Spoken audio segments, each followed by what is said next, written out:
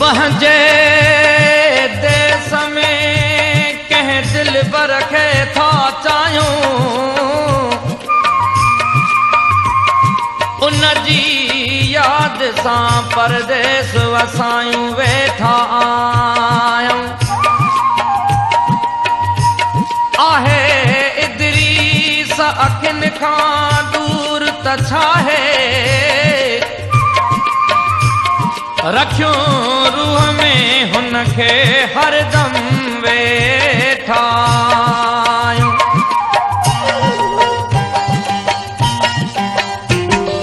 भरती आब अखेड़ने में आयो, भरती आब अखेड़ने में आयो, हेल याद तुंहिंजी तड़पायो, हेल याद तुंहिंजी तड़पायो।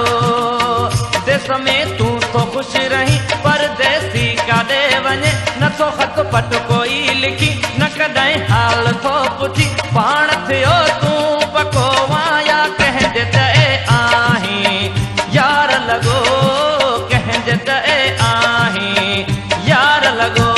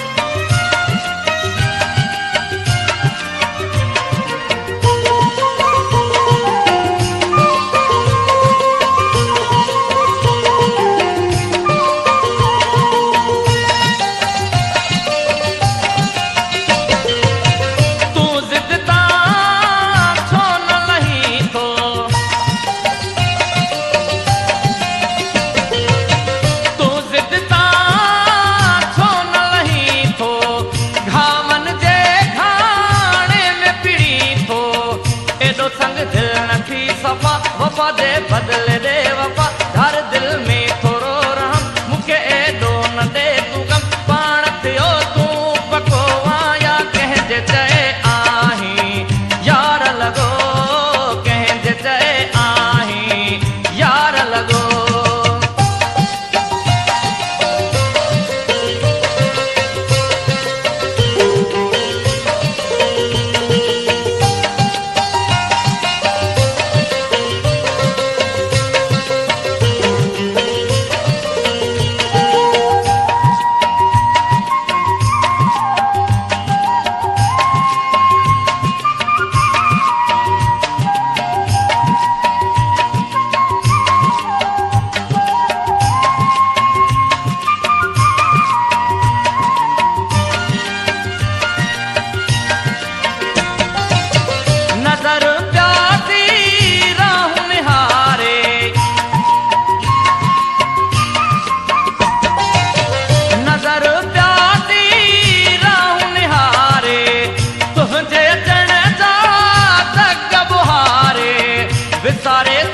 मिलियो अथई दुखनि में छो त छॾियो अथई, अॻे त मुर्गी ही मिलंदे हाणे छो पाण पलियो अथई, पाण थियो तूं पको वाया कंहिंजे चए आहीं, यार लॻो कंहिंजे चए आहीं, यार लॻो। हेल याद तुंहिंजी तड़पायो, हेल याद तुंहिंजी तड़पायो। देश में तू तो खुश रही परदेसी काॾे वञे नथो ख़त पट कोई लिखी न कॾहिं हाल थो